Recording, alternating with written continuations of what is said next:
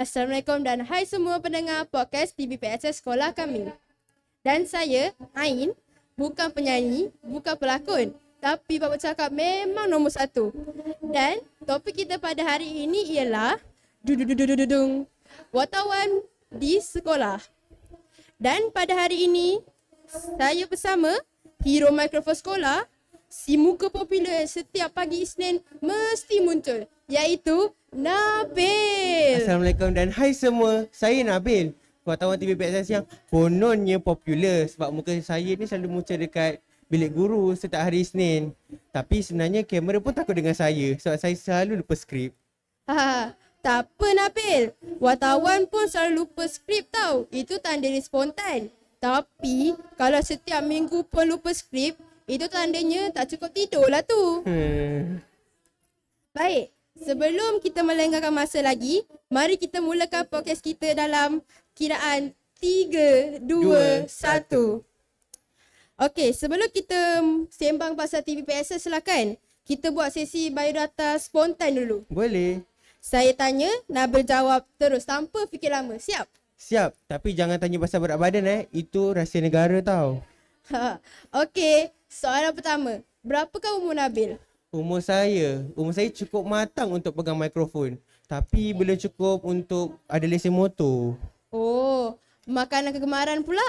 Makanan kegemaran saya banyak. Tapi semua masakan yang mak saya masak kecuali kayu, batu, kertas. Oh, perkara apa yang paling pelik lah pernah berlaku masa Nabil tengah buat rakaman? Kalau benda pelik kan, masa tu saya tengah buat rakaman berita. Tiba-tiba ada satu kucing datang baring, lepas tu buat asyik cute-cute. Last bila dah post edit, kucing tu yang trending, bukan saya. Aduh, maksudnya kucing tu macam natural je depan kamera. Okey, cukup dengan biodata. Nanti jadi temuduga JPA pula. Okey, ramai yang tahu kita ada TVPSS kan? Tapi ramai juga yang tahu apa fungsi sebenarnya TVPSS tersebut. Jadi, apa sebenarnya lah fungsi TVPSS tu dari pandangan Nabil? Okey, bagi pendapat saya kan, TVPSS ni bukan tempat nak tengok drama Korea ya. TVPSS ni fungsi dia untuk menyiarkan informasi tentang sekolah. Contohnya berita, pengumuman, pertandingan, sukan sekolah. Dan kalau biasanya setiap bulan ada edisi khas untuk program-program sekolah. Oh, kiranya macam buletin utama sekolah lah kan? Bezanya suara Nabil ni macam boleh jadi Hafiz Marzuki dari TV3. Tapi versi pelajar sekolah. Boleh lah, tapi kalau Hafiz Marzuki, dia pakai lighting mahal, prompter. Kalau saya pakai lighting murah-murah je dengan cahaya matahari. Kita letak konsep natural lighting gitu. Oh, kalau hari mendung pula, mesti muka wartawan pun jadi macam pakai filter seram kan? Kita ni buat video kena tetap semangat. Walaupun lighting tu macam hidup segan mati tak mau. Oh, okey Nabil. Nampak macam kerja wartawan ni macam seronok je. Tapi mesti banyak cabaran kan? Memang banyak cabaran. Saya bagi contoh. Saya pernah interview dengan ketua guru disiplin. Pada awalnya, saya dah hafal apa yang saya nak cakap. Tapi bila nampak je cikgu, separuh daripada skrip hilang daripada otak saya. Aduh, mesti kena rekod banyak kali kan? Tapi sekurang-kurangnya cikgu tu tak rotan pakai mikrofon kan? Nasib baik tak? Tapi ada juga masalah. Mikrofon boleh rosak. Jadi kami kadang-kadang guna sudip dengan mikrofon kecil je untuk buat video. Itu pun kalau ada mic backup. Kalau tak adalah video. Oh, sudip? Itu baru idea kreatif namanya. Kalau tak ada alat, memang kena cipta alat lah jadinya. Betul.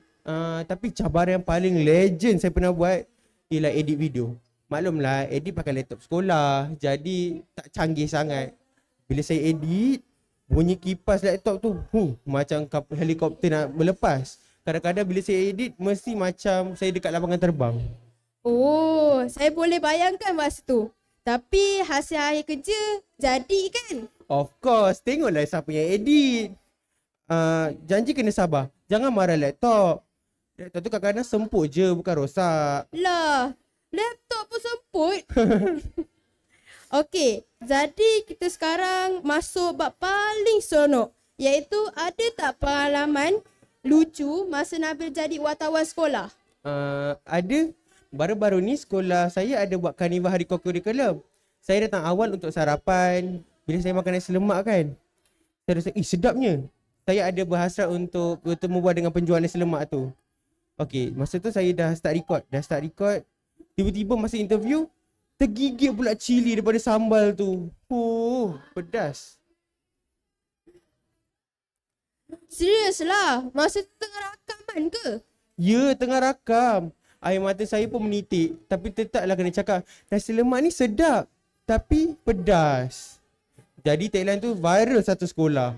Oh, itu spontan betul tu Nabil. Tapi kan, saya rasa mesti dari situ awak belajar sesuatu kan? Betul. Saya belajar yang wartawan ni bukan sekadar untuk pegang mikrofon, tapi kena berani, cepat fikir dan pandai selamatkan situasi.